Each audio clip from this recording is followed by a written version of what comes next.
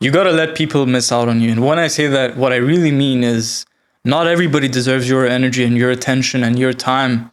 And not everybody deserves you. You gotta be selective with the people in your life. And I think that's when you wise up, and that's when you enter a new stage in your life where everything is going your way because you're being selective with your energy. I think a lot of the times we give too much of our energy to the wrong people and not enough of our energy to the right ones. And I think it's understanding that really improves your life, because without this selection, without these boundaries, I think we get lost. I think we give too much power to the people who aren't good for us, and not enough power to the people who are, and not enough power to yourself, because ultimately you are the one. You are the friend for yourself. You are your business partner. You are there for yourself all the time. And it is through the hard days and the tough days. And no matter what you go through, you have yourself. You have yourself. Even when you have nobody, if you have yourself, you have somebody. And I think that means a lot. And I think understanding that means even more. So all in all, I feel like maturing is realizing that, no matter what, you're going to be okay. And it doesn't matter who leaves your life. It doesn't matter who comes back into your life. I feel like if they were meant for you, they're going to come to your life. They're going to be in your life no matter what. Like, no matter what happens, they are going to be there. And if they weren't meant for you, all it takes is one bad situation to filter out the bad people. Not everybody can stick and have their character and still be with you and still respect you and be by your side when things get really rough, when the ship starts to get really turbulent.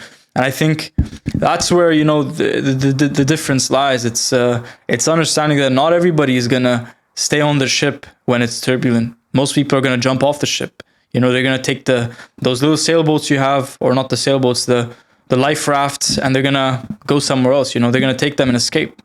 But only the real ones are going to stay with you, even through the turbulent times, even when there's waves and there's a storm. Because a smooth sea never made a skilled sailor. I mean, just think about this. A ship is safest at the shore, but that's not what it was made for. And I think it is through these turbulent times that the people who truly love you will stay in your life. They will hold tight to you. They will be with you all the time. And then the people who are just not meant for you, they're gonna end up leaving. They're gonna end up, when times get hard, they're gonna go. You can't let them, just have your value all the time. Just be with you all the time. You gotta let them miss out on you. You gotta let them feel what it's like. Let them value your absence, because then they can value your presence. If they don't value your absence, then your presence never meant anything to them. And when I say that, I really just mean that there's a lot of things you can do besides, just relying on somebody else for your happiness and relying on people for your own self-fulfillment and validation. I think I think you need to rely on yourself. I think you need to have this self-confidence and fulfillment within, because it doesn't make sense otherwise. Without it, like,